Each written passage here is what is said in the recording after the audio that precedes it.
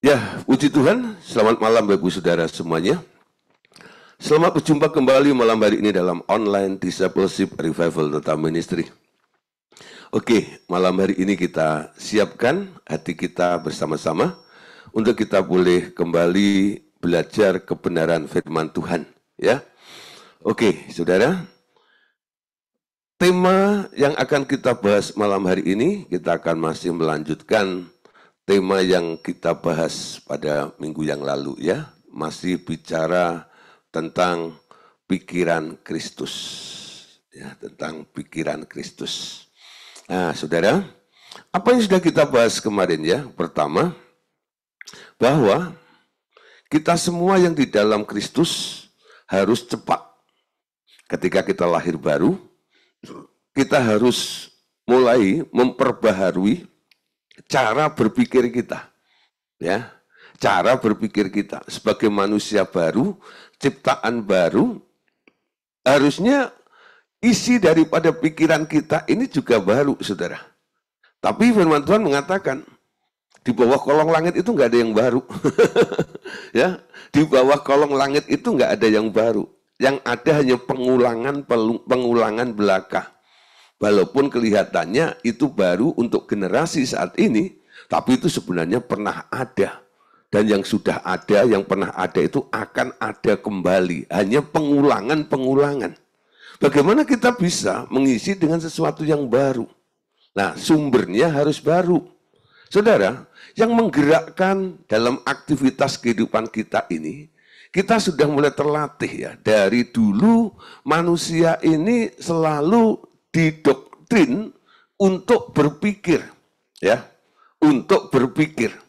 Kalau punya pikiran, punya ide, punya gagasan, dianggap dia sangat menjadi orang yang memang pantas untuk menjalani kehidupan ini. Padahal sebenarnya, ya, sumber segala sesuatu itu kata firman bukan dari pikiran, tapi sumber dari segala sesuatu itu adalah dari hati manusia, ya. Setelah mengalami pembaruan, sekarang kita harus ngerti bahwa sumber dari segala sesuatu itu sumbernya dari hati kita, ya.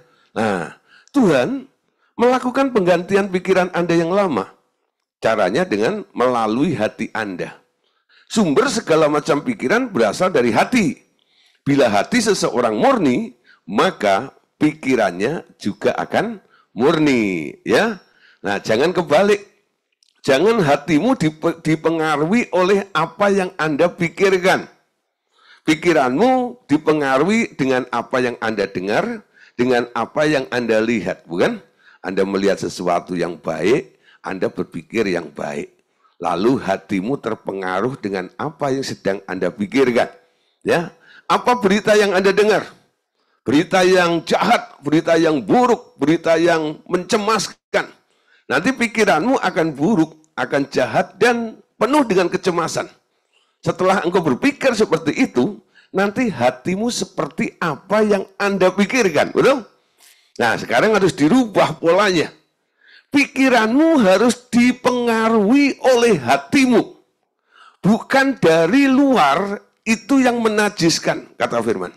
Tapi apa yang keluar dari seseorang itulah yang menajiskan, ya. Nah, segala sesuatu konsep benarnya adalah semua sumbernya dari dalam. Kalau di hati Anda itu, di dalam sumber hatimu itu terdapat stok banyak hal-hal yang indah, yang baik dan sebagainya, nanti saudara, ekspresi dari kehidupan Anda itu akan mencerminkan apa yang terkandung di dalam hati Anda itu. Amin. Nah, sekarang harus mulai belajar. Segala sesuatu bukan dimulai dengan berpikir, tapi harus dimulai dengan apa yang ada di dalam hatimu itu.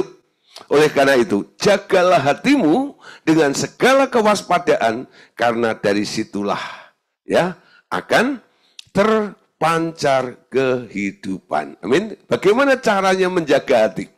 Jangan beri kesempatan kepada iblis. Ya. Jangan sampai iblis intervensi dalam kehidupan Anda. beri kesempatan kepada Kristus. Amin. Kristus yang telah masuk, yang disebut Yesusku itu, yang ada di dalam hatimu ini, sekarang kapasitasnya harus diperbesar. Kuduskanlah Kristus yang ada di dalam hatimu itu sebagai Tuhan. Amin. Relakan dirimu untuk diperintah. Kalau dia kita kuduskan sebagai Tuhan, artinya kita menempatkan diri kita sebagai hamba. Amin. Lalu kita rela untuk diperintah oleh Sang Tuhan. Siapa Sang Tuannya? Dia yang Anda kuduskan, yang ada di dalam hatimu itu. Sebagai Tuhan. Tuhan, silakan. Aku rela engkau perintah. Amin. Nah, ketika engkau menjalankan agendanya Tuhan, ketika engkau menjalankan rencananya Tuhan, ketika engkau mengadopsi pikirannya Tuhan itu, saya percaya, saudara, hidupmu akan beda dengan dunia itu. Amin. Sehingga engkau bisa mengerti apa yang baik, apa yang berkenan, dan apa yang sempurna. Beri, saudara, ya, kesempatan terus-menerus untuk Tuhan itu bermanifestasi di dalam kehidupan kita semuanya. Amin. Oke, malam hari ini kelanjutannya adalah, ya, kita akan belajar bagaimana proses menanggalkan dan mengenakan, ya. Kelahiran baru itu adalah masalah menanggalkan dan mengenakan. Menanggalkan manusia lama dan mengenakan manusia baru. Menjadi manusia yang kristosentris dan menanggalkan semua keegoisan di dalam kehidupan kita. Nah, saudara, tapi untuk melakukan seperti ini tidak semudah seperti Anda membalik telapak tangan Anda. Ini dibutuhkan sebuah proses, ya, sebuah proses. Jadi boleh dikatakan begini, ya. Jadi pembaharuan pikiran itu terjadi dengan cara selalu mendengarkan rema dari Dia sembarang saat dan mengizinkan pikiran Kristus yang beroperasi, bukan pikiran kita sendiri. Dia yang menangani, memecahkan persoalan dengan cara-cara dia sendiri. Ya, sekali lagi ya, saya baca. Jadi pembaharuan pikiran terjadi dengan cara selalu mendengarkan rema dari dia sembarang saat, setiap waktu. Dan mengizinkan pikiran Kristus itu beroperasi, bukan pikiran kita sendiri lagi. Dan dia nanti yang akan menangani, dia juga yang akan memecahkan setiap persoalan dengan cara-cara dia sendiri. Ya. Nah, saudara, kadang-kadang banyak orang yang telepon atau WhatsApp saya, dia bilang, Pak Gideon, wah, gimana ini caranya? Cara apa, saya tanya? Cara memecahkan masalah ini loh. Apa yang sudah kamu lakukan? Saya mencoba untuk berpikir, Pak. Ya, mencari jalan keluar. Way out-nya bagaimana ini? Masalahmu apa sih? Lalu dia ceritakan tentang masalahnya bla bla bla bla bla bla gitu ya. Nah, salah satu contoh kalau orang sudah terlilit dengan hutang, ya, lalu dikejar-kejar deadline-nya ya untuk membayar sudah dekat begitu, wah hatinya dak-dikduk ya, gelisah, resah dan sebagainya. Lalu apa yang terjadi? Ya, untuk ya orang-orang yang mengalami seperti itu, dia mencoba untuk memeras otaknya ya, untuk berpikir keras. Bagaimana bisa menghasilkan duit, bagaimana bisa mendapatkan uang untuk bayar utang itu. Saya yakin di sini nggak ada yang punya utang, amin. Karena utangmu sudah dibayar Yesus 2000 tahun yang lalu. Pak, itu kan secara roh, tapi secara fakta banyak, Pak. Tapi jangan ngomong kenceng-kenceng.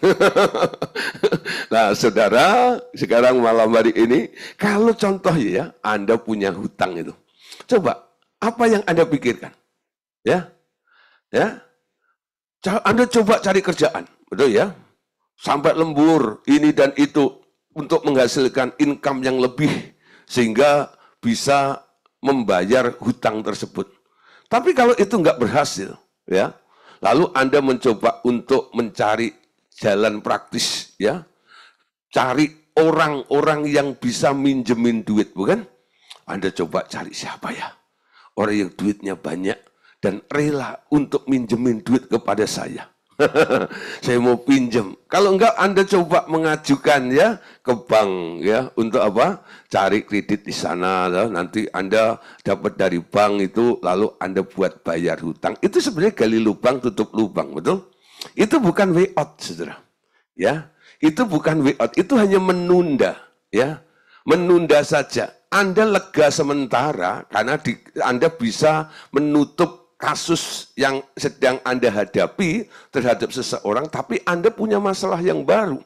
Ya, tapi saudara, sekarang Anda harus mulai berpikir caranya Yesus berpikir. Ya, kalau orang punya hutang, Anda baca di dalam Alkitab. Alkitab nggak pernah bilang cari utangan, gitu. Cari pinjaman ke orang lain, nggak pernah. Alkitab pernah mencatat ada seorang janda nabi ketika suaminya ya nabi itu meninggal. Kalau gajah mati meninggalkan gading, ini hamba Tuhan nabi mati meninggalkan hutang, saudara. Meninggalkan hutang. Ketika penagih hutang itu datang, dia bingung sekali apalagi terancam, saudara, karena dua anaknya mau diambil sebagai budak. Lalu dia melaporkan peristiwa ini kepada Nabi Elisa. Lalu Nabi Elisa, yaitu gambaran Allah penolong, datang. Ketika Nabi Elisa datang ke situ, nasihatnya apa? Dia nggak bilang, kamu punya kerabat nggak yang kaya? Ya, coba cari pinjaman sana dong. Enggak itu. Nabi Elisa bilang, apa yang ada padamu? Lalu janda itu bilang, hanya setetes minyak. Ya, jadi pernyataan daripada janda ini, itu sebenarnya dia bilang kepada Elisa, hanya, ya, ini bukan way out. Tapi Elisa bilang, ya, pinjam bejana-bejana itu dari tetangga-tetanggamu. Bukan pinjam duit, bukan. Pinjam wadah, saudara ya. Kenapa? Karena wadah di tempat janda itu cuma sedikit.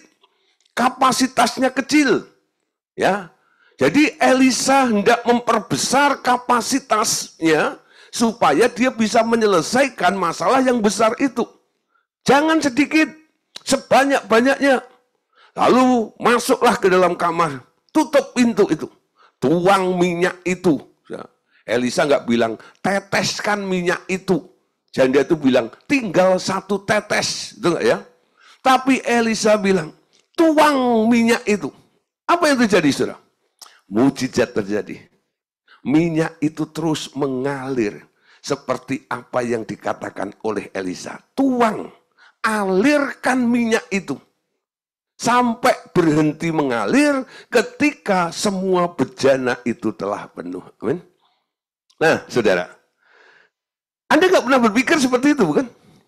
Pikiranmu nggak pernah bisa berpikir seperti itu.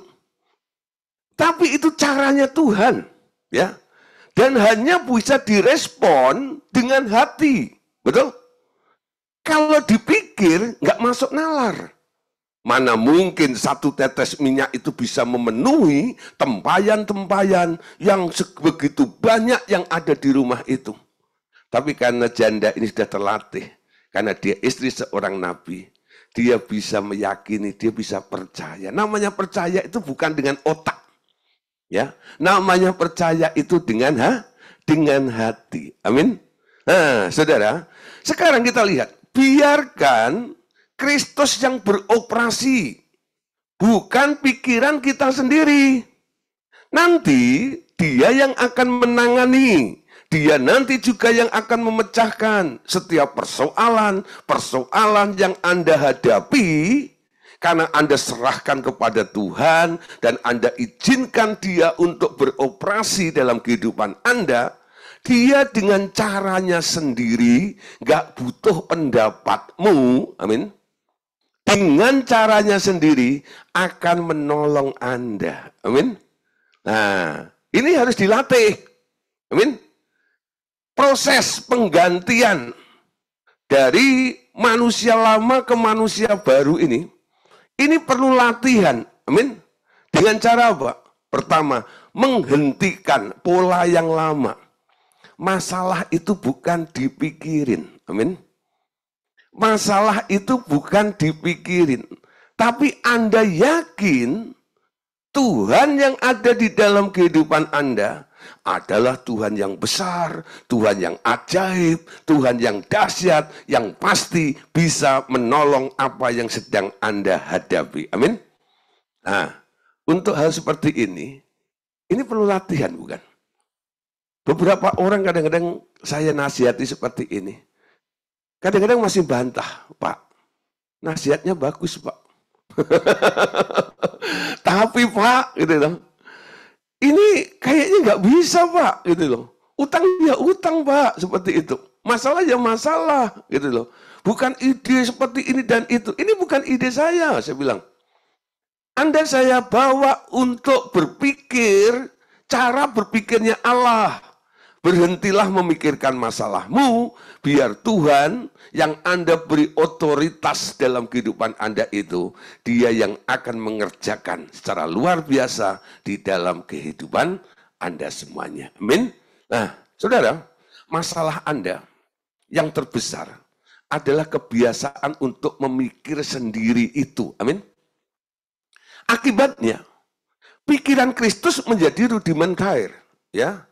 Rudimentari, ya, tidak berkembang. Tidak berkembang. Karena apa? Setiap masalah Anda yang mikir. Bukan Kristus yang berpikir. Berapa kali saya khotbahkan dalam kelas pemuridan seperti ini. Coba mulai belajar. Kalau Anda sedang menghadapi masalah, jangan dipikirkan. Tapi Anda amprokin kepada Tuhan Yesus. Tuhan Yesus, Engkau kan pernah turun ke bumi sebagai manusia. Secara manusia, Tuhan juga pernah mengalami masalah di muka bumi ini. Tapi kita lihat bagaimana cara bereaksinya Tuhan ketika Tuhan Yesus di muka bumi ini menghadapi setiap situasi, kondisi, masalah yang sedang dihadapi. Lalu Anda bilang, Tuhan, aku sedang mengalami masalah. Menurutmu bagaimana? Caramu bagaimana, Tuhan? Aku nggak mau pakai caraku sendiri. Aku mau pakai caramu. Karena aku tahu pikiranku itu beda dengan pikiranmu. Jalanku bukan jalanmu. Caraku bukan caramu. Rancanganku bukan rancanganmu, Tuhan. Ya. Seperti jauhnya timur dengan barat nggak pernah nyambung. Anda mulai belajar untuk meyakini, mempercayai Tuhan, melampaui segala apa yang bisa Anda pikirkan. Amin. Nah, kalau Anda mau mengalah dan hanya menangkap pikirannya, maka yang berkembang adalah pikiran Kristus. Sedang pikiran Anda yang akan rudimentair. Ya. Pikiran Tuhan Yesus dapat ditangkap karena pikiran adalah sejenis roh. Dan itu mudah untuk ditransfer dari otak ke otak. Amin. Nah, saudara, Anda yang harus rela mengalah. Dan hanya menangkap pikirannya saja. Dan biarkan pikiran Kristus itu mengembang seluas-luasnya. Dan pikiranmu sekarang yang mengalami rudimentair ini. Ya. Nah, tangkap pikiran Kristus itu terus. Itu mudah karena apa? Karena pikiran itu adalah roh. Dan izinkan Tuhan Yesus boleh mentransfer ya pikirannya ke dalam pikiran Anda. Amin. Yuk kita lihat beberapa ayat ini. Efesus pasal 2, Efesus pasal 4, ayat 21 sampai ayat 24. Karena kamu telah mendengar tentang Dia dan menerima pengajaran di dalam Dia menurut kebenaran yang nyata dalam Yesus, yaitu bahwa kamu berhubung dengan kehidupanmu yang dahulu harus menanggalkan manusia lama yang menemui kebinasaannya oleh nafsunya yang menyesatkan, supaya kamu dibaharui di dalam roh dan pikiranmu, dan mengenakan manusia baru yang telah diciptakan menurut kehendak Allah di dalam kebenaran dan kekudusan yang sesungguhnya. Ya, nah saudara perhatikan di sini ya, yaitu bahwa kamu berhubung dengan kehidupan kamu yang dahulu harus menanggalkan. Apa yang ditanggalkan? Manusia lama, habitat lama Anda. Cara hidupmu yang lama itu harus ditanggalkan. Ya, kalau nggak ditanggalkan kenapa, saudara? Kalau Anda teruskan, Anda menjalani ya manusia lama ini akan menuju ya membawa Anda menemui kebinasaannya oleh nafsunya yang menyesatkan. Amin. Nah, ketika Anda mau menanggalkannya, supaya kamu dibaharui di dalam roh dan pikiranmu. Di sini ada salah terjemahan, bukan roh dan pikiranmu, tapi dalam bahasa Inggrisnya dipakai and be renewed in the spirit of your mind. Ya, nah roh pikiran, bukan roh dan pikiran, tapi roh pikiran. Ya, roh pikiran. Jadi roh pikiran itu adalah roh. Dan karena pikiran itu adalah roh, roh itu gampang atau mudah untuk ditransfer dari tempat satu ke tempat yang lainnya. Amin. Nah, dan mengenakan manusia baru yang telah diciptakan menurut kehendak Allah dari dalam kebenaran dan kekudusan yang sesungguhnya. Amin. Mulai berubah cara berpikirnya. Menanggalkan ya cara berpikir yang lama. Dengan mengenakan Kristus, pikiran Kristus di dalam kehidupan Anda ini. Kenapa? Ketika Anda menanggalkan pikiran lamamu, nanti Yesus yang besar di dalam hidupmu itu akan mentransfer pikirannya ke dalam otakmu. Sehingga Anda bisa berkata seperti Paulus, kami punya pikiran Kristus. Apa artinya punya pikiran Kristus itu? Cara bereaksimu menghadapi segala sesuatu bukan seperti manusia biasa, tapi seperti Yesus. Amin. seperti Yesus.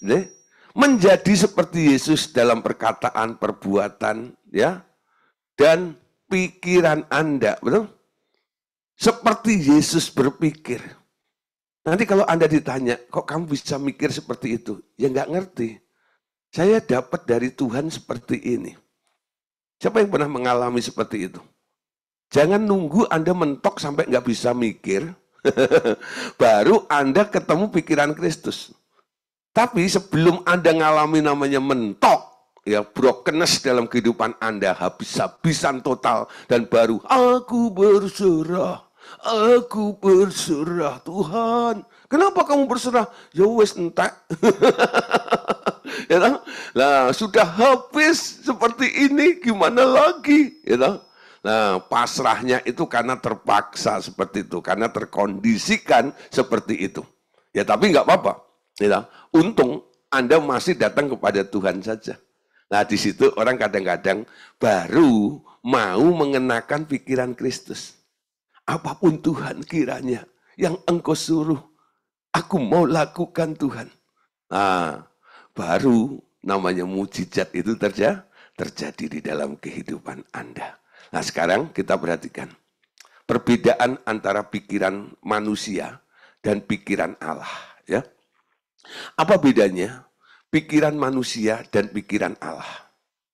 Pikiran baik manusia yang paling murni sekalipun untuk dia tidak pernah akan berkenan di hatinya. Kenapa? Karena asalnya dari kedagingan manusia. Perhatikan baik-baik. Ya.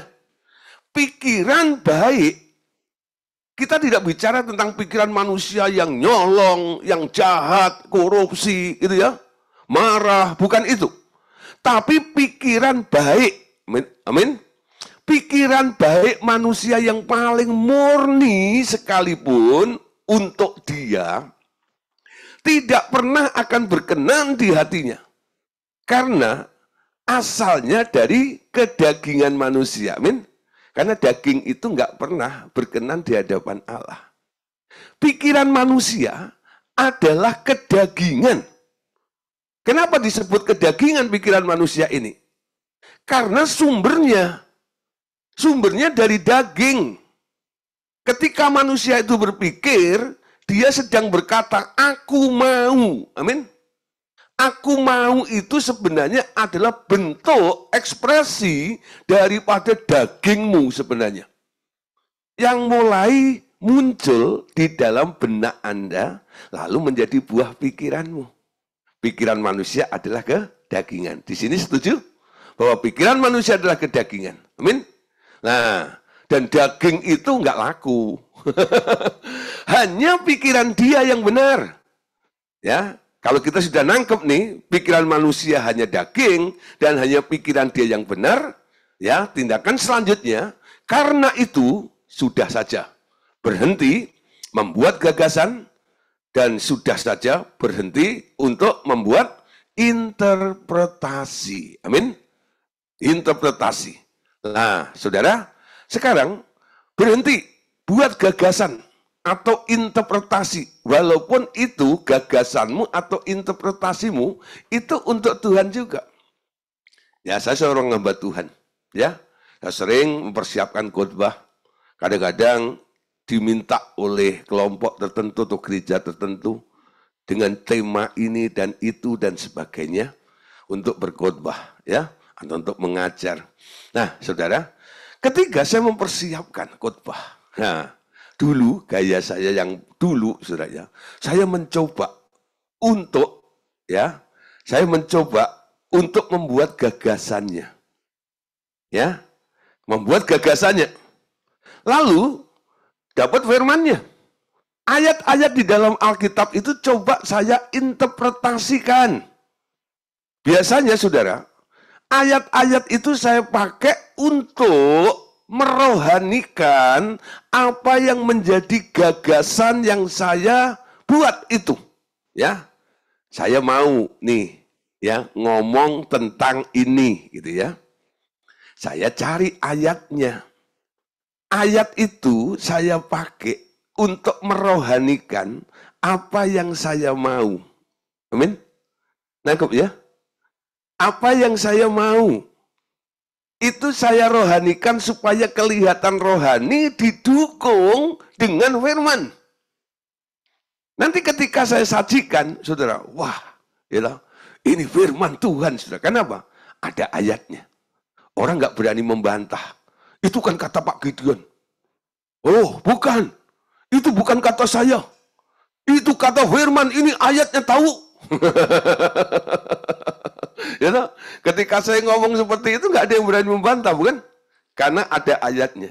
Tapi kalau kita mundur, kita lihat munculnya materi itu dari mana? Dari gagasan saya, bukan? Dari ide saya, bukan? Firman itu hanya untuk membackup aja. Kalau nanti ada yang membantah, nggak percaya, saya amproki dengan firman itu. Ya, nangkep saudara? Jangan terkecoh. Tapi dengan belajar seperti ini, nanti jangan kalau Anda dengar khotbah di gereja, itu pikiran pendeta saja. Jangan begitu, saya nggak ngajarin gitu ya. Nah, saya harap Bapak Ibu Saudara semuanya, Anda berdoa supaya ya di mana Anda beribadah, Anda punya mentor, Anda punya pemimpin-pemimpin, doakan supaya mereka menangkap inspirasi dari Allah. Sehingga apa? Yang disampaikan itu benar-benar isi hatinya Tuhan. Bukan ide gagasannya sendiri. Tanpa Anda harus menghakimi mereka. Amin. Tugas kita hanya mendoakan. Supaya apa? Kegerakan ini mulai terjadi. Kalau yang disampaikan adalah isi hatinya Allah, lalu ditangkap oleh umat Allah, saya percaya semua umat Allah akan melakukan agendanya Allah, dan kehendak Allah itu akan mulai terjadi di muka bumi ini. Amin. Nah, mulai belajar di sini, ya. Nah, saudara, berhenti membuat gagasan dan berhenti main interpretasi, ya. Nah, kedua, sudah, ya.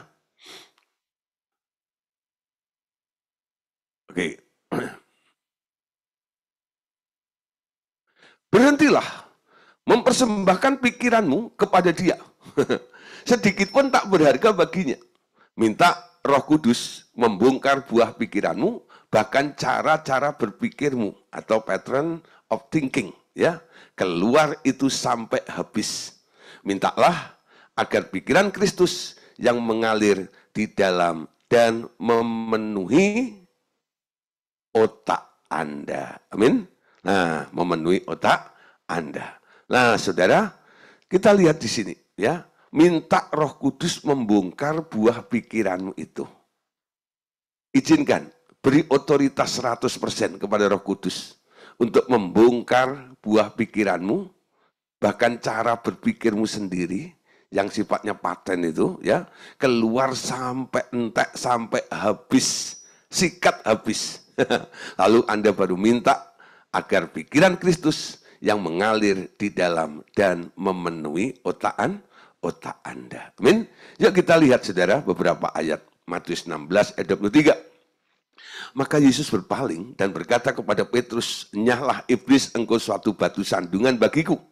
Sebab engkau bukan memikirkan apa yang dipikirkan Allah, melainkan apa yang dipikirkan manusia." Anda tahu ceritanya, ya? Jadi Petrus itu, ya, satu kali menarik Yesus sambil bilang gini, "Sekali-kali jangan terjadi itu." Kenapa? Karena waktu itu Yesus memberitahu kepada murid-muridnya bahwa anak manusia sebentar lagi akan diserahkan dan mati di kayu salib. Ya, Petrus bilang, "Jangan, sekali-kali jangan terjadi itu." Kalau Anda lihat, saudara, orang, ya, yang ngomong seperti itu kepada kerabatnya, Anda akan menilai apa? Wah, ini benar-benar sangat sayang kepada gurunya, ya. Sampai nggak rela gurunya mati. Bahkan Petrus berjanji, nggak boleh ada yang nyentuh engkau. Nih, ada pedang nih. Sebelum mendekati engkau, langkain dulu mayat gua. Wow, jiwa patriotismenya luar biasa. Nih hebat nih Om Petrus ini, ya. Tapi, apa reaksi Yesus ketika dia melihat ulah muridnya ini? Dia berkata, Yesus berpaling dan berkata kepada Petrus, "Enyah iblis, engkau suatu batu sandungan bagiku, sebab engkau bukan memikirkan apa yang dipikirkan oleh Allah, melainkan apa yang dipikirkan oleh manusia." Ketika Petrus berpikir sendiri, walaupun pikirannya itu sangat-sangat patriotisme, gitu, mau bela gurunya, ya. Namun saudara, Anda lihat, Yesus bilang apa? "Enyah iblis." Iblis nunggangi apa yang dipikirkan oleh Petrus. Jadi pikiran manusia itu kadang-kadang bisa, ya, diintervensi oleh si iblis, saudara. Iblis dompleng ke situ. Walaupun kelihatannya sangat-sangat baik sekalipun, seperti apa yang dilakukan oleh Petrus loh. Kalau Yudas, saudara, ya tahu, lalu ditegur, "Nyahlah iblis dari hadapanku." Mungkin Anda setuju, betul? Karena apa? Memang otaknya Yudas itu otak duit semuanya. Apa saja pokoknya dijual sudah oleh Yudas. Sampai gurunya pun nggak segan-segan dijual juga. Ya, saya yakin mungkin beberapa kali sendal hilang itu dijual juga sama Yudas. Gitu. Nah, tapi semua barang udah nggak ada, akhirnya guru dijual juga oleh si Yudas ini. Ya, nah saudara, Anda tahu sini, ya. Kalau Yudas yang ditegur, iblisnya gitu, Anda mungkin setuju kan? Tapi kalau Petrus, apa yang salah dengan apa yang dipikirkan oleh Petrus itu? Nah, saudara, Anda lihat, apa yang diingini, apa yang dirancang oleh manusia itu, Yesus bilang, ya, sebab engkau bukan memikirkan apa yang dipikirkan Allah. Jadi ketika Petrus berpikir, itu nggak cocok dengan apa yang sedang dipikirkan oleh Bapa tentang Yesus itu. Yesus datang untuk apa? Dia lahir dan mati, amin. Kalau Yesus nggak mati, Anda yang mati, amin. Yesus harus mati. Yesus harus mati. Itu agendanya Yesus.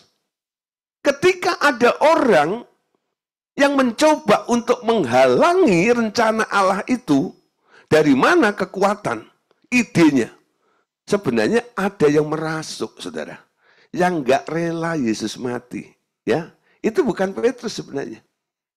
Ya, iblis tahu kalau sampai Yesus mati, ada darah yang dicurahkan.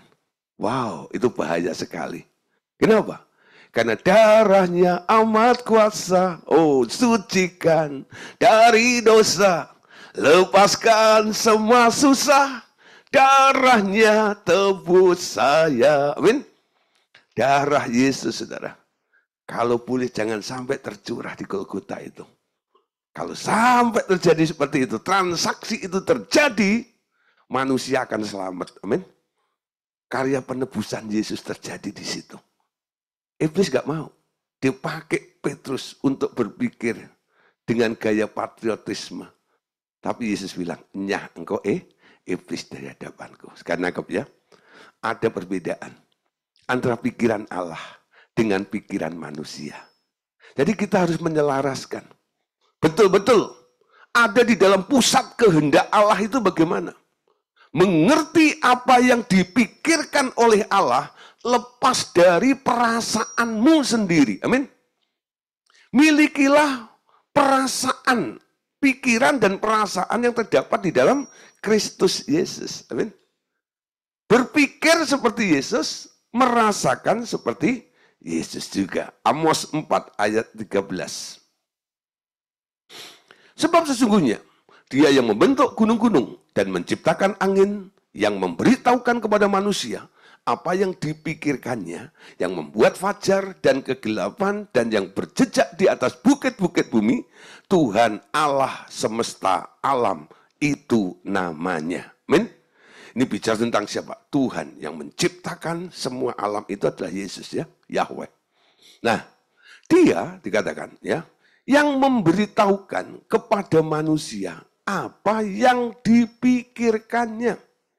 Jadi hal menangkap, mengerti apa yang dipikirkan oleh Tuhan, itu nggak ada yang mustahil.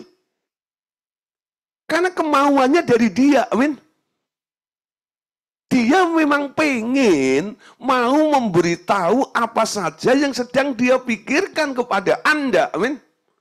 Tapi kadang-kadang kita nggak mau menyediakan wadah untuk mengadopsi, untuk menangkap apa yang dipikirkan oleh Tuhan, karena kecenderungan lama kita untuk selalu berpikir sendiri. Amin. Padahal kita tahu, Anda berpikir sendiri itu sumbernya dari aku mau yang disebut daging. Dan Roma pasal 8 ayat 8 mengatakan, mereka yang hidup dalam daging tidak mungkin berkenan kepada Allah. Amin. Hidup dengan kemauan, ide, gagasan Anda, interpretasi Anda sendiri, itu tidak pernah berkenan kepada Tuhan. Betul ya? Nggak pernah berkenan kepada Tuhan. Jadi kalau Anda mulai belajar untuk berkenan kepada Tuhan, bukan dengan cara Anda berpikir, apa yang bisa aku lakukan untuk Tuhan. Jangan mulai dari situ. Apa yang bisa aku lakukan untuk Tuhan? Stop berpikir seperti itu. Ya, sekali lagi. Jangan berpikir lagi, apa yang bisa aku lakukan untuk Tuhan? Sumbernya dari Anda. Ya. Harusnya Anda setiap hari berpikir begini. Beri satu ruang. Tuhan, apa yang engkau ingin lakukan melalui hidup saya? Persembahkan hidupmu. Hidupku sebagai bejana di hadapan Tuhan. Isi sepenuh-penuhnya Tuhan. Dengan pikiranmu itu. Sehingga hari ini Tuhan, aku boleh memanifestasikan semua apa yang kau rasakan dan apa yang sedang engkau pikirkan. Amin. Nah, wah Pak, berat nih. Ya, berat nih, ya lah. Tapi kadang-kadang orang Kristen tuh jago nyanyi kan. Mengiringmu seumur hidupku, masuk dalam rencanamu Tuhan. Apa? Terus apa? Pikiranmu, kehendakmu. ya, pikiranku, kehendakku, ya, kuserahkan padamu, gitu ya. Nah, kita harus adopsi pikiran Tuhan itu loh. Kita harus mengerti apa yang sedang dirasakan dan dipikirkan Tuhan itu. Miliki itu. Milikilah pikiran dan perasaan yang terdapat di dalam Kristus Yesus itu. Ya. Jadi ini perintah. Bukan anugerah. Amin. Hal memiliki pikiran dan perasaan Kristus itu bukan anugerah. Menjadi orang Kristen gak otomatis langsung punya pikiran Kristus. Menjadi orang Kristen gak langsung punya perasaan Kristus. Itu harus ada satu tekad yang Anda bangun dari diri Anda. Betul? Aku mau ngerti Tuhan. Amin.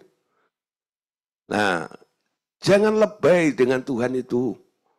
Tiap hari Anda pengen komplain dengan Tuhan. Tuhan, apakah engkau tidak ngerti aku? Gitu ya. Siapa yang masih suka doa gitu?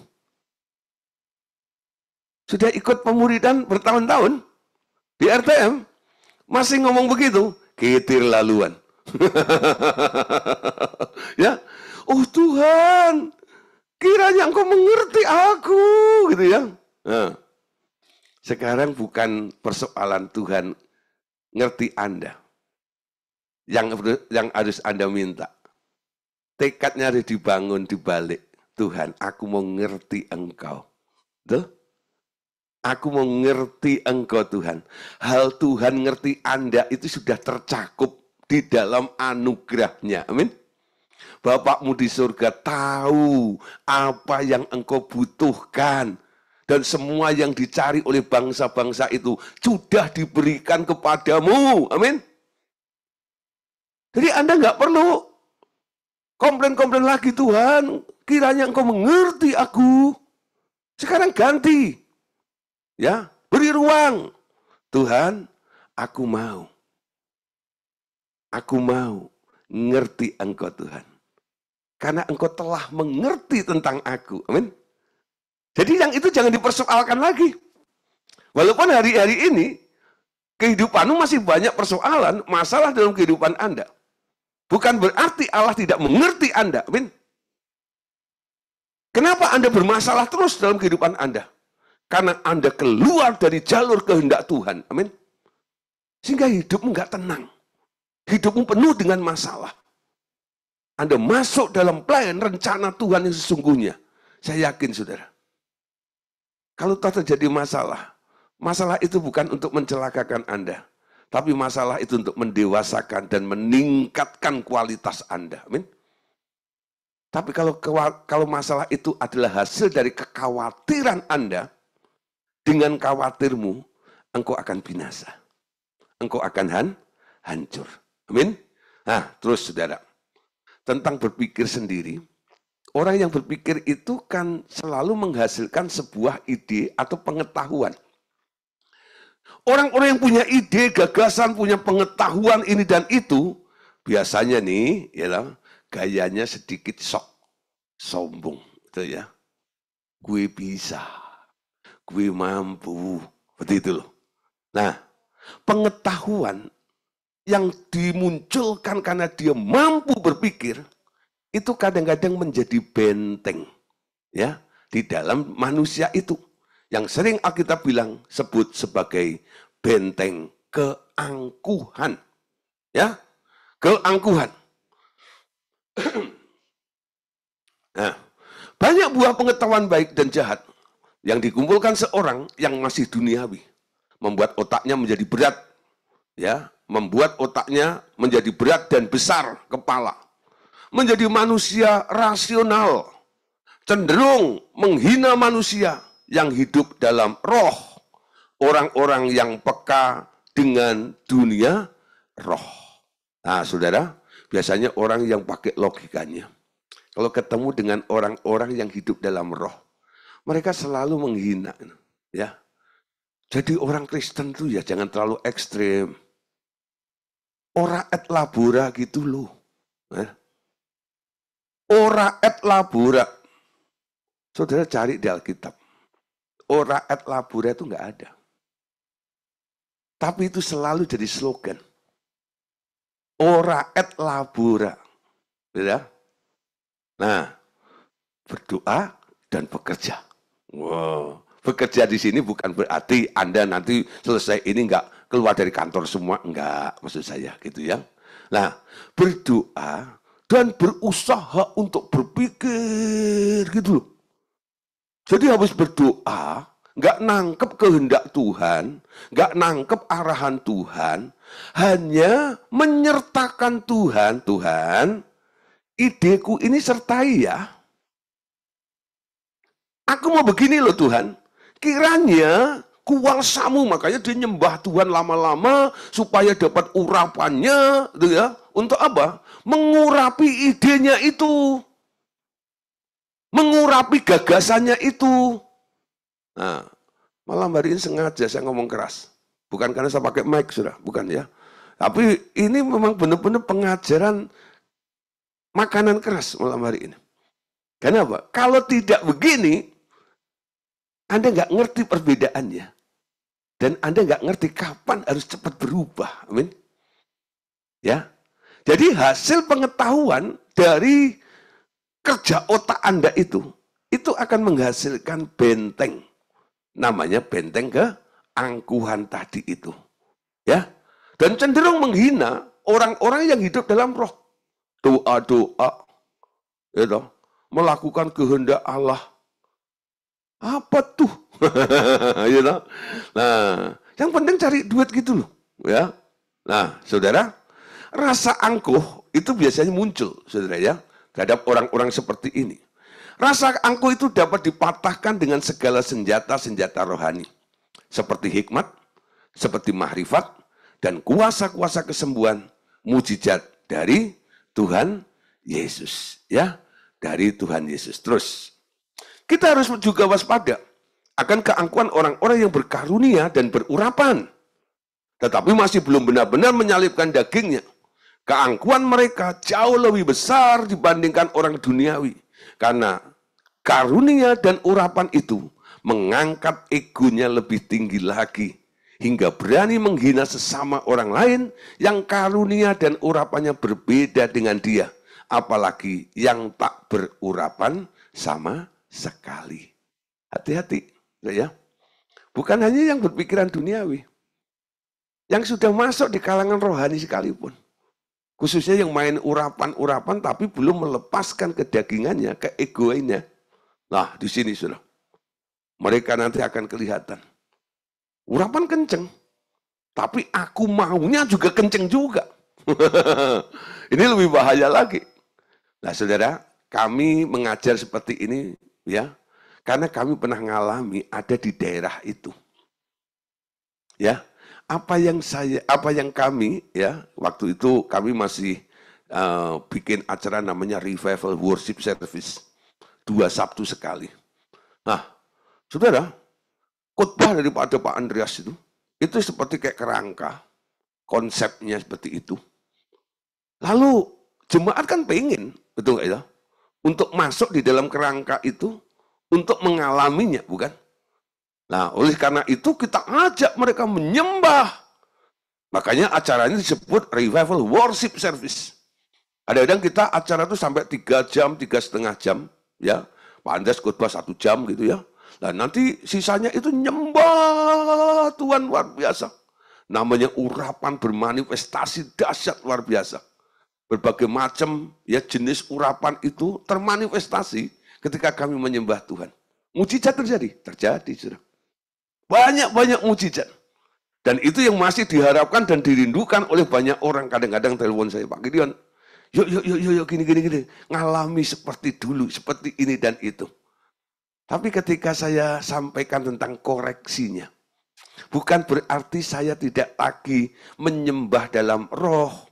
Saya tidak percaya dengan urapan. Bukan, saudara. Saya sebagai worshiper, penyembah Tuhan.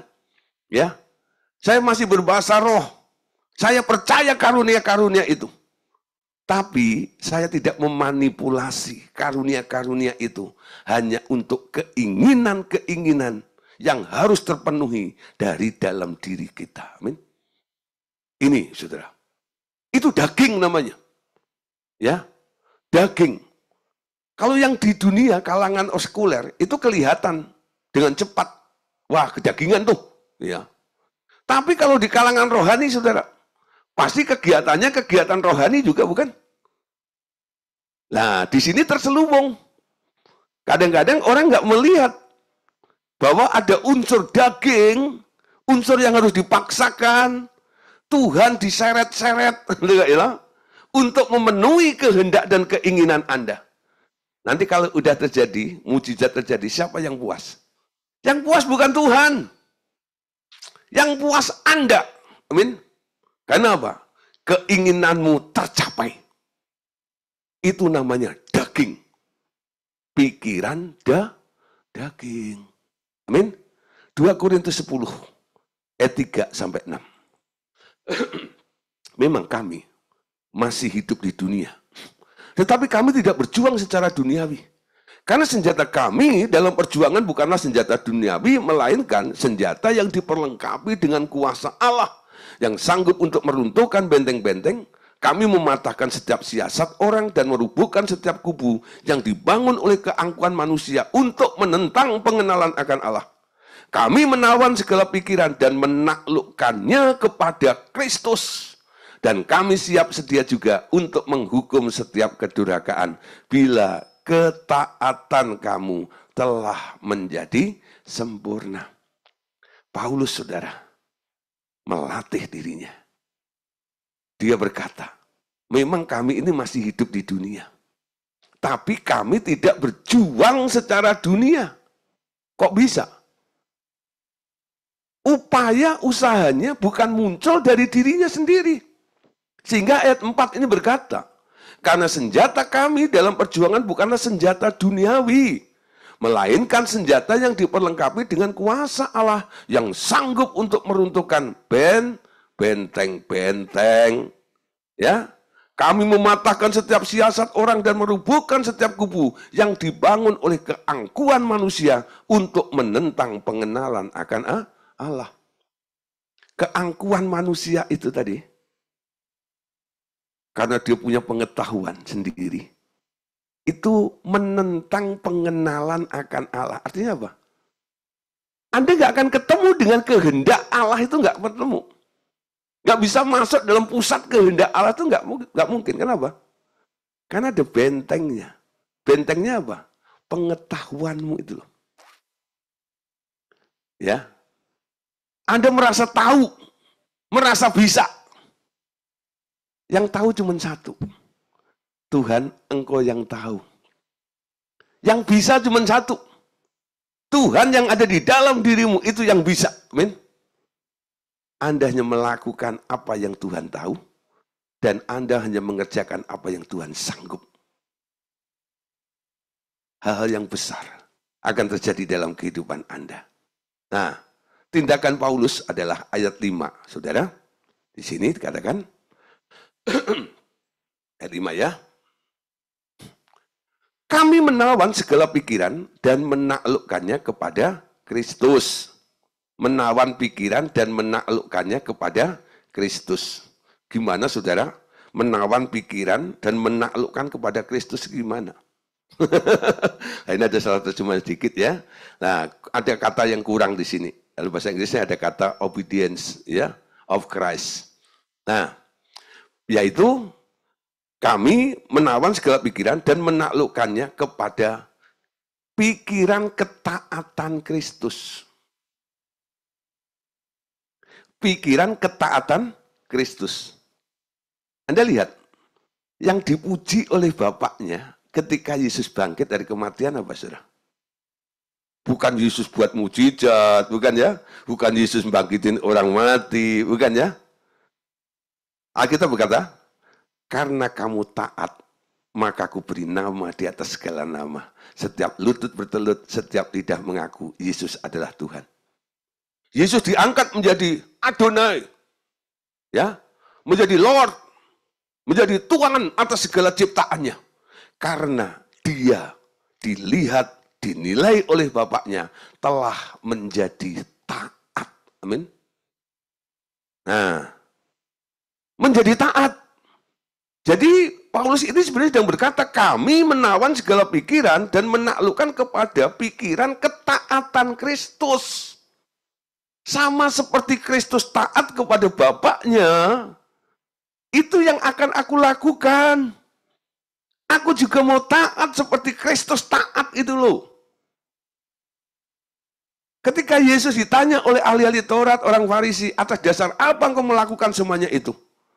Semua itu aku lakukan karena aku melihat Bapak. Bapak melakukan, anak melakukan. Anak tidak bisa mengerjakan sendiri kalau tidak melihat Bapaknya. Anda mau lebih dari Yesus? Anda mau lebih dari Yesus? Yesus aja bilang, anak nggak bisa mengerjakan sendiri kalau nggak lihat Bapaknya. Amin. Manusia kadang-kadang begitu. Maka itu disebut benteng keangkuhan. Orang angkuh itu merasa lebih hebat dari orang lain. Bahkan lebih hebat dari Yesus. Yesus aja perlu melihat Bapaknya. Apalagi kita.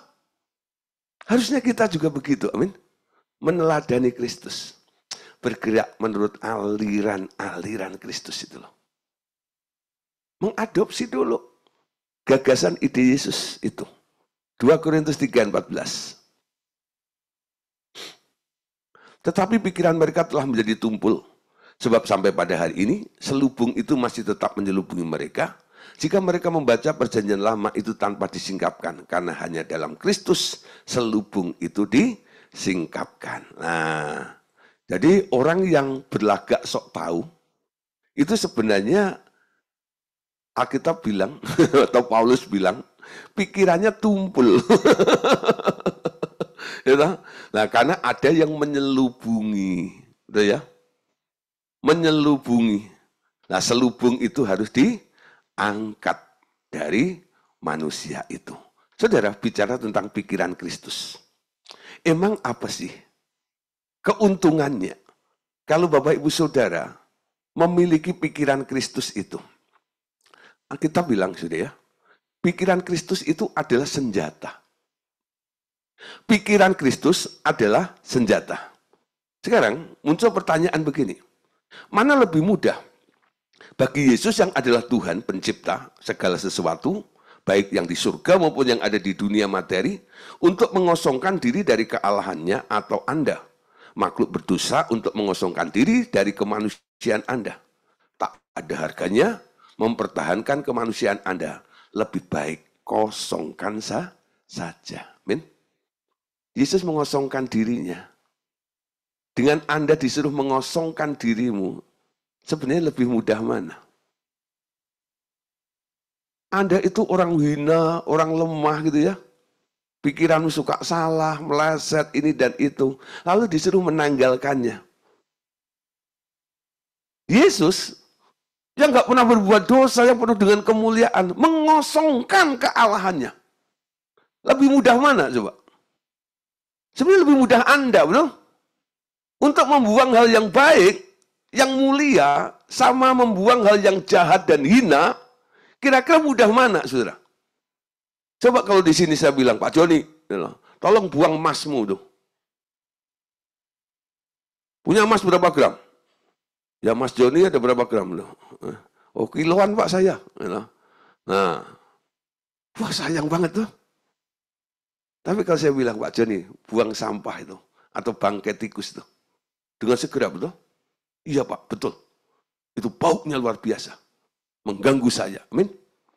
Nah, Yesus yang punya harta yang mulia saja, rela mengosongkan untuk jadi manusia. Betul? Sekarang Anda yang hina, Disuruh mengosongkannya. Kok Anda masih eman-eman itu loh. Padahal ada janjinya.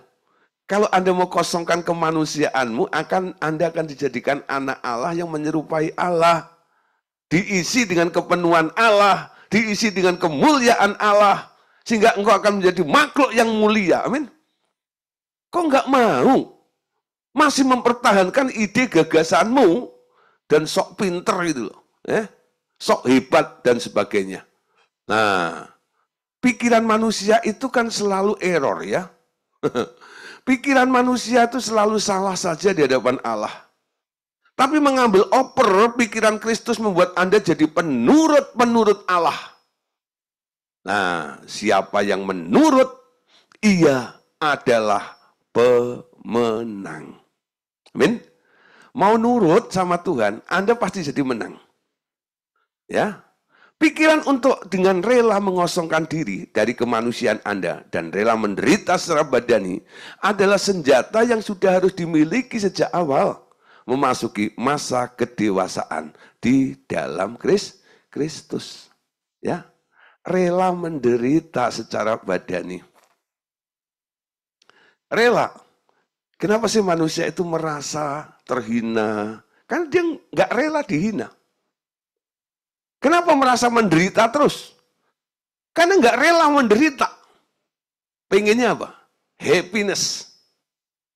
Bahagia. Ikut Yesus jadi orang Kristen, kalau goal Anda happiness, Anda akan hancur, Anda akan kecewa. Karena Yesus nggak akan membuat Anda bahagia. Yesus membuat Anda sempurna seperti Bapa di surga sempurna. Amin. Di dalam kesempurnaan itu kadang-kadang bahagia itu harus dipending gitu ya. Karena bahagia yang lebih penting itu bukan di bumi ini. Tapi bahagia di dalam kekekalan itu. Amin. Kalau toh Anda mungkin diizinkan menikmati kebahagiaan di bumi, ya nikmati saja. Tapi itu bukan target pengejaran Anda. Amin. Anda tidak sedang mengejar kebahagiaan, tapi Anda sedang mengejar kesempurnaan di dalam Tuhan. Amin. Orang yang mengejar happiness pasti banyak menderita. Ya, Filipi 2 ayat 5 sampai 7. Nah, terus dikit ya. Itu semua normal, wajar, sudah seharusnya begitu. Demi mencapai kepenuhan Kristus, bila hal-hal itu berlaku dalam hidup Anda tak perlu memberontak, bahkan bersyukur Anda dibawa kepada kemuliaan yang semakin besar. Oke? Filipi 2, 5 sampai 7. Hendaklah kamu dalam hidupmu bersama menaruh pikiran dan perasaan yang terdapat juga di dalam Kristus Yesus, yang walaupun dalam rupa Allah tidak menganggap kesetaraan dengan Allah itu sebagai milik yang harus dipertahankan, melainkan telah mengosongkan dirinya sendiri dan mengambil rupa seorang hamba dan menjadi sama dengan manusia. Amin. Saya harap Bapak Saudara semuanya boleh ya menangkap kebenaran firman Tuhan ini.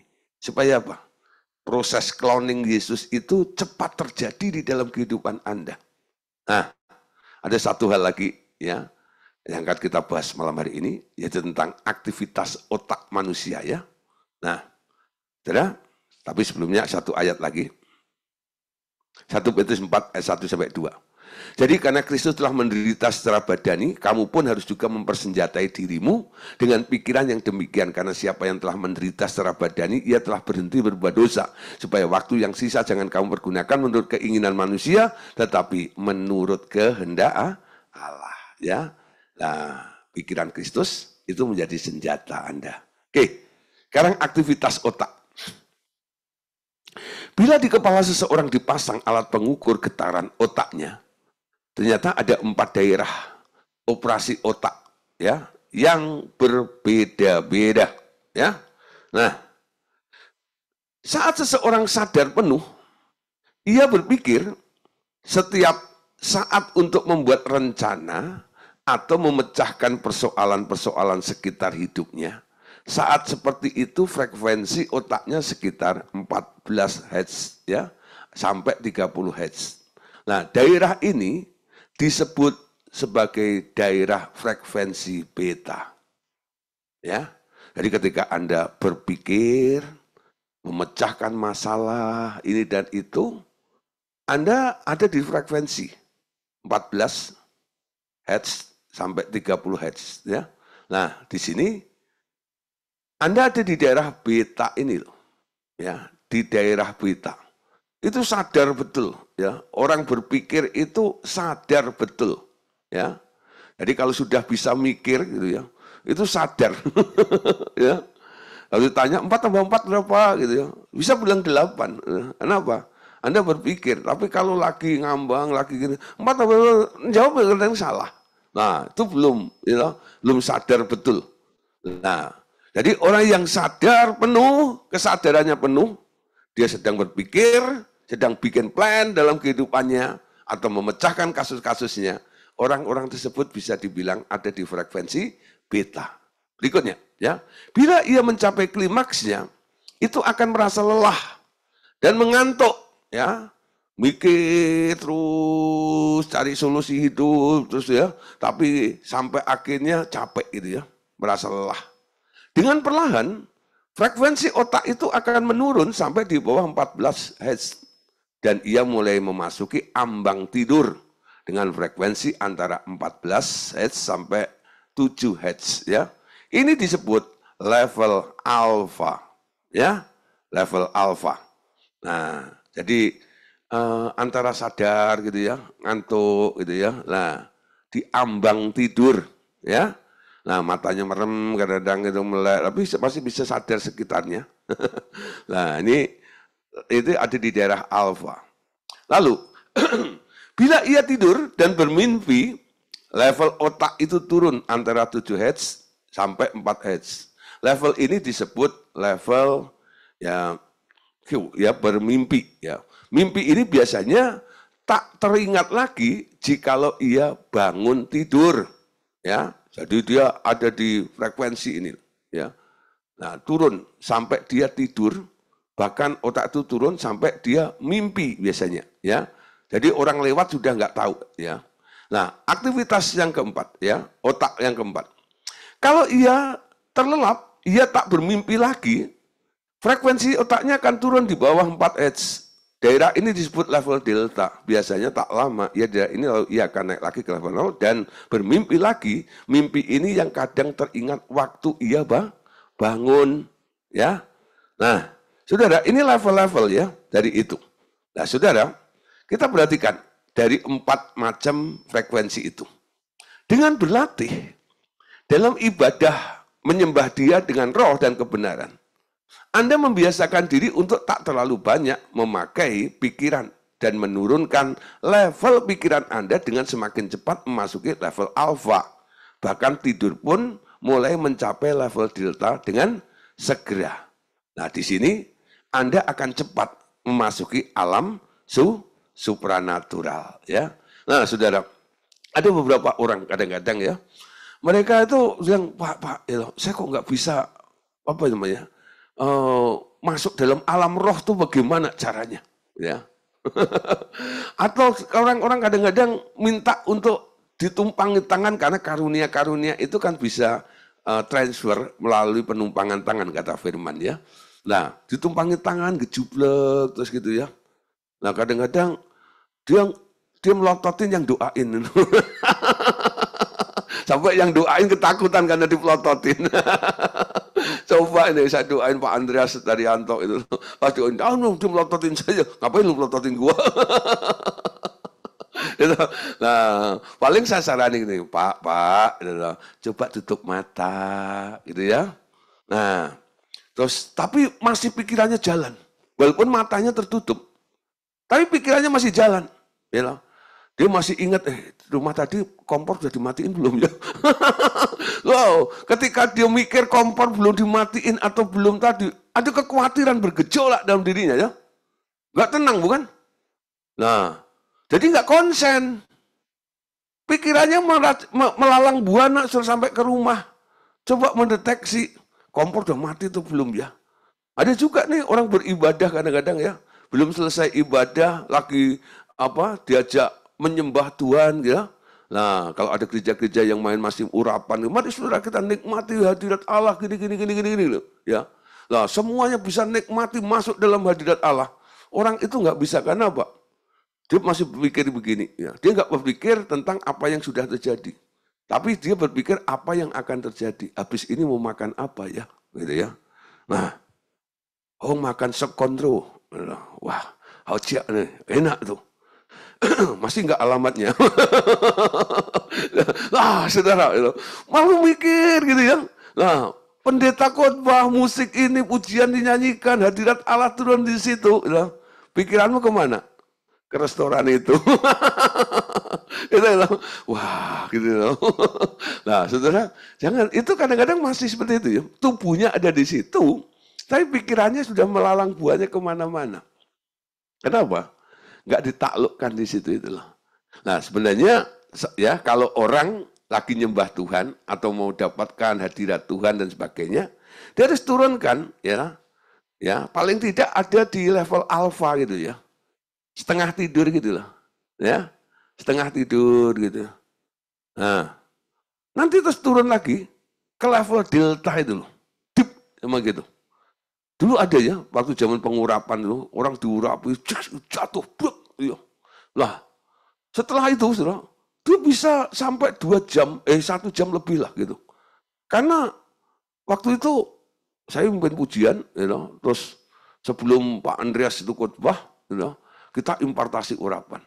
Ada orang diurapi itu sampai ngalami itu hampir 1 jam lebih. Gitu. Pak Andreas selesai khotbah, dia belum bangun. Tidur enak banget tuh ya. Di depan altar. Di depan jemaat gitu. Dia nggak peduli semuanya begini. Ya. Nah, ada yang iseng-iseng bilang, jangan-jangan malam belum tidur. Tidur di sini gitu. Tidur di dalam hadirat Tuhan. Tapi saudara, ya setelah itu kita cross check ya. Ibu Dorcas tanya gitu. Apa yang kamu alami ketika kamu tadi itu resting itu ya? Apa yang kamu alami? Wah, saya diajak ya sama malaikat ya berjalan-jalan di taman, gitu ya. Enak kalau macam gitu. Ditarik dalam roh, deep, gitu ya. Terus ditanya lagi, kamu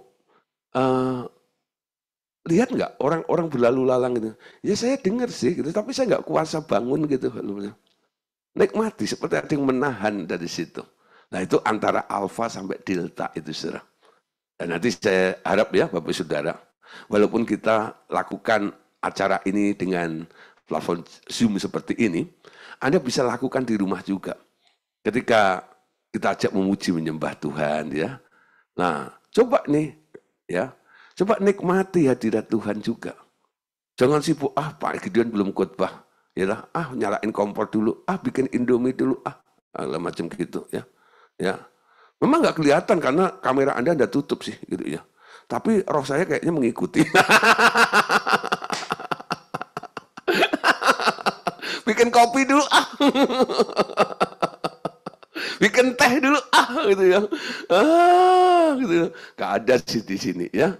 Nah, berbagailah yang buka kamera, gitu ya. Karena Anda akan kelihatan apa yang Anda lakukan.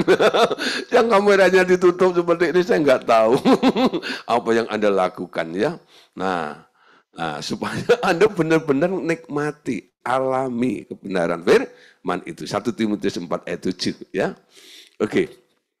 Tetapi jauhilah cerita-cerita takhayul, nenek-nenek tua, latihlah dirimu beribadah. Ya, saya nggak bicara tentang takhayulnya. Ya, tapi ibadah itu harus dilatih. Amin. Anda mau latihan enggak? Latihannya mulai sekarang, ya. Masuk dalam roh gitu loh. Ada orang kadang-kadang nggak bisa menikmati penyembahan. Kenapa sih? Ya. Kalau masuk ya bersama-sama memuji Tuhan, saya cepat masuk dalam hadirat Tuhan. Kenapa? Saya langsung turunkan frekuensi saya ke daerah alfa sampai ke delta ini. Saya nggak mikir, ya, walaupun punya masalah. Tanggalkan semua masalahmu di luar. Loh, masuk dalam Tuhan, tapi nanti pulang jangan dibawa lagi. Tanggalkan di sana. Itu kan? Nah, pulang kalau bisa lewat pintu yang lain supaya apa? Nggak ketemu masalah yang Anda tinggalkan di situ. Jangan Anda pikir yang di luar itu tempat penitipan barang. Terus pulang Anda bawa lagi gitu ya. Nah, jadi nikmatinya cuman waktu ibadah. Tapi setelah pulang ngalami lagi gitu ya. Kenapa? Nah, itu barang-barangmu Anda bawa lagi ya. Yohanes 4:23. Tetapi saatnya akan datang dan sudah tiba sekarang bahwa penyembah-penyembah benar akan menyembah menyembah Bapa dalam roh dan kebenaran. Sebab Bapa mencari orang-orang yang menyembah Dia secara demikian. Allah itu roh dan siapa saja yang menyembah Dia harus menyembahnya dalam roh dan kebenaran. Jadi mulainya menyembah itu dalam rohmu, ya, dalam hatimu, bukan dalam pikiranmu. Ya, Anda jangan peduli aku sedang ngapain sih gitu. Nikmati aja Tuhan, tanpa Anda harus ngerti. Ya, tapi kalau Anda coba mengerti, Anda mulai berpikir, Anda akan keluar, Anda akan masuk lagi di daerah beta, betul? Ya. Nah, Anda paksakan diri Anda di daerah alfa ini. Aku nggak mau ngerti dah. Yang penting aku menikmati ya hadirat Tuhan. Amin. Nah, ini level daripada roh itu di situ, ya. Pada level beta, biasanya otak harus bekerja menghadapi banyak masalah berbareng sekaligus dan juga sering berbenturan karena sering panik dan dikejar waktu atau tuntutan yang lain. Hasil kerja di daerah ini tak terlalu efektif. Sementara, bila otak bekerja di daerah alfa, ini daerah meditasi, di mana Anda sadar akan sekeliling Anda, tetapi ia memilih untuk diam dan membiarkan Allah yang bekerja. Saat seperti ini, justru persoalan yang tak terpecahkan di level beta, sekarang dengan mudah dapat dipecahkan. Ya, itu yang disebut nggak dipikirin gitu loh. Itu yang disebut nggak dipikirin tuh. Kalau Anda mikir, Anda ada di beta. Tapi kalau Anda nggak mikir, Anda ada di level alfa. Betul? Anda tenggelam di dalam pikirannya Allah, Anda masuk ada di level deltanya itu, detanya itu. Nah, coba dilatih. Ya, segala sesuatu jangan dipikirin. Nah, saat seperti ini, pikiran daging Anda berhenti bekerja. Hanya sekedar menangkap apa yang dipikirkan oleh Kristus di dalam Anda. Keadaan di level ini juga tercapai saat Anda selesai worship atau berbahasa roh setelah beberapa saat. Semakin sering Anda lakukan, semakin cepat level ini Anda masuki. Saat seperti itu karunia hikmat, karunia mahrifat, atau membedakan roh akan beroperasi. Ya, akan beroperasi dalam depan Anda. Nah, saudara, berikut. Banyak kali seorang berkata, aku menyerah total kepadamu Tuhan Yesus. Tetapi di dalam hati atau pikirannya masih banyak ketegangan, masih banyak keinginan-keinginan, masih banyak pertanyaan-pertanyaan tak terjawab yang masih menanti-nanti penjelasan dari dia. Termasuk juga rahasia pribadinya atau privasi yang tak diserahkan total kepadanya. Ini yang banyak sekali terjadi. Ya, akibatnya selalu ada jarak dengan dia dalam perasaan.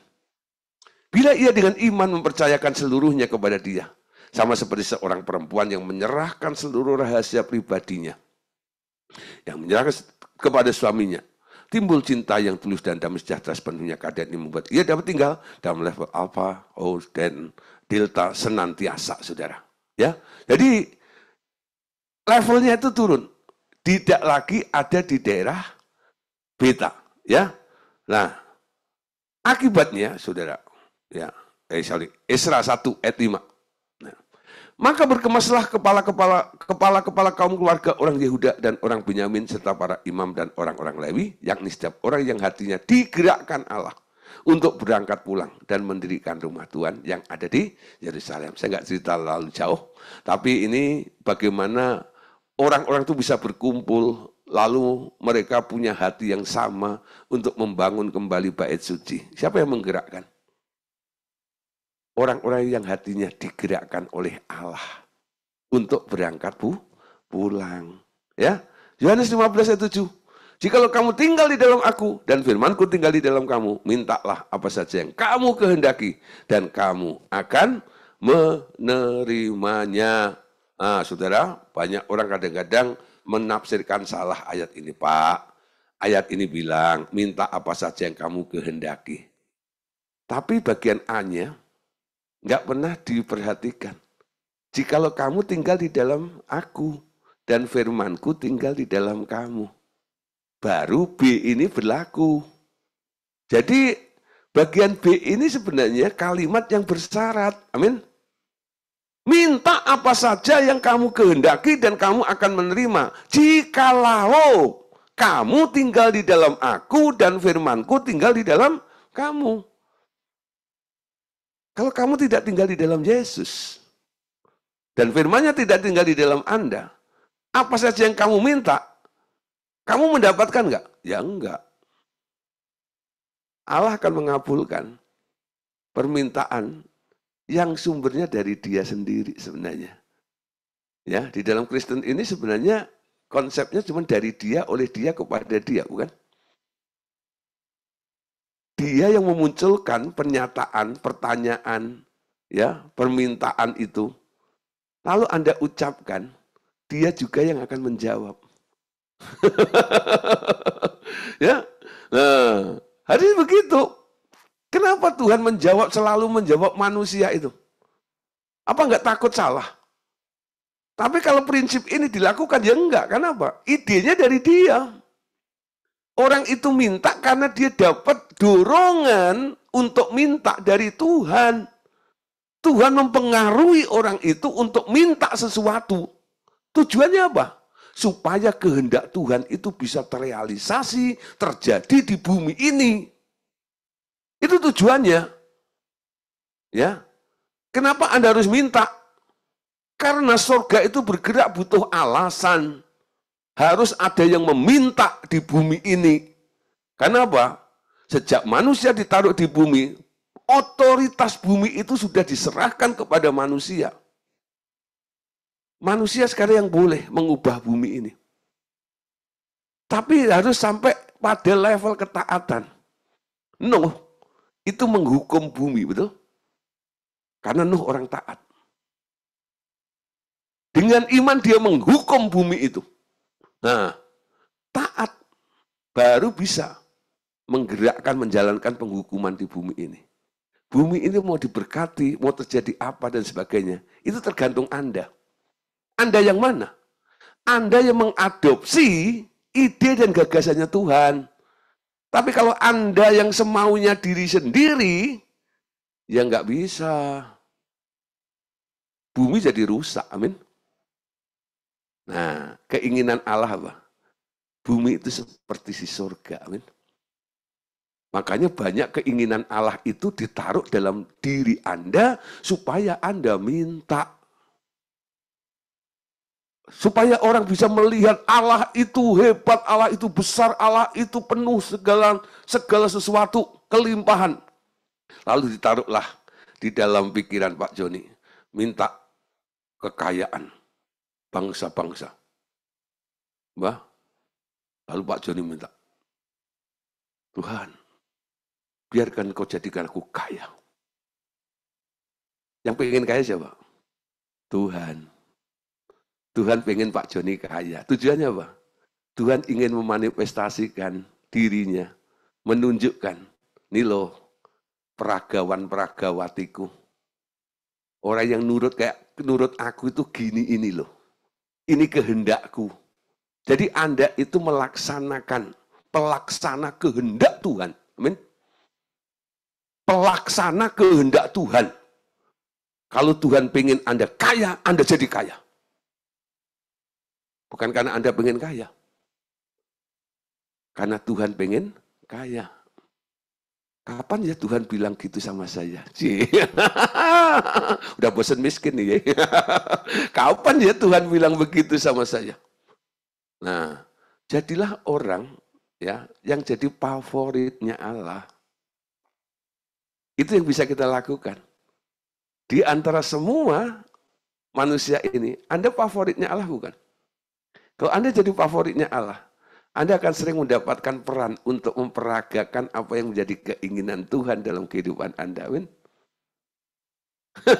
Mau nggak memperagakan apa yang jadi inginkan Tuhan? Buang keinginanmu, adopsi keinginan Tuhan. Amin. Caranya gimana? Nah, penutup. Intim dengan Yesus. Amin. Ini caranya. Mendengar suara Tuhan adalah awal pergaulan pribadi dengan Tuhan secara intim, ya, secara intim. Nah, suatu saat ia hendak membawa Anda masuk lebih dalam ke dalam mahligainya dan menjadikan Anda kekasihnya dan memberitahu rahasia-rahasia yang tak diketahui orang lain kecuali Anda. Wah, ditarik ke mahligai. Apa itu mahligai, saudara? Tempat privasinya Allah. Mahligai. Nah, mahligai. Kidung Agung 1, ayat 4, saudara. Tariklah aku di belakangmu, marilah kita cepat-cepat pergi. Sang Raja telah membawa aku ke dalam mahligai-mahligainya. Kami akan bersorak-sorai dan bergembira karena engkau. Kami akan memuji cintamu lebih daripada anggur, layaklah mereka cinta kepadamu. Jadi orang yang disayang oleh Tuhan. Ya, jadilah orang yang disayang oleh Tuhan. Jadi favornya Tuhan. Orang disayang oleh Tuhan.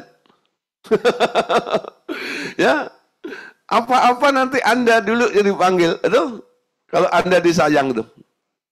Nah, jadi Tuhan itu punya pilihan loh. Ya, Tuhan itu punya pilihan. Orang bilang Tuhan itu nggak pilih kasih ya. Memang Tuhan secara umum nggak pilih kasih. Dia memberikan matahari kepada orang jahat dan orang baik, betul? Sama. Yang jahat nggak mulutnya nggak ditutupin pakai payung gitu supaya sedikit dapatnya, enggak. Tetap sama. Ya. Tapi untuk menjalankan agendanya Tuhan itu hanya jatuh kepada pilihan Allah, yaitu orang-orang yang berkenan kepadanya. Amin. Jadilah, ya, favornya Tuhan itu. Wahyu 2 ayat 17, saudara. Siapa bertelinga, hendaklah ia mendengarkan apa yang dikatakan Roh kepada jemaat-jemaat. Siapa yang menang, kepadanya akan kuberikan dari mana yang tersembunyi. Dan aku akan mengaruniakan kepadanya batu putih yang di atasnya tertulis nama baru yang tidak diketahui oleh siapapun selain oleh yang menerimanya. Amin. Jadilah pemenang orang yang punya pikiran Kristus. Amin. Oke, saudara, puji Tuhan, tentang pikiran Kristus sudah tuntas, tas. Ya, oke, besok kita akan masuk ya proses pendewasaan. Tuhan Yesus memberkati kita semuanya. Amin.